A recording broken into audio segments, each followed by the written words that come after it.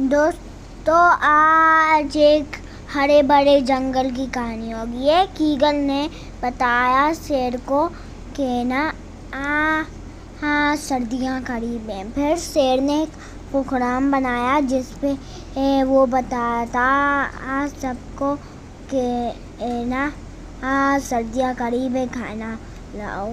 Eagle نے اپنا کھانا جمع کیا اور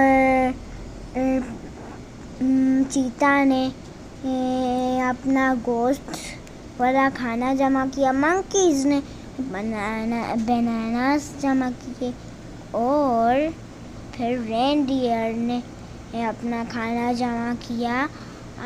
رینڈیئر جب جمع کر رہا تھا, ایک رینڈیئر سو رہا تھا. ریبٹ نے یہ سوچا کہ میں تو سب سے فاسٹ ہوں, لے آؤں گا جلدی کھانا سردیوں میں. اور پھر سردیوں میں وہ بیمار ہو گیا اور وہ کسی بھی کھانے کا ساتھ, باقی سب کھانے کے ساتھ تھے. پھر اسپرنگ کا موسم شروع ہوا.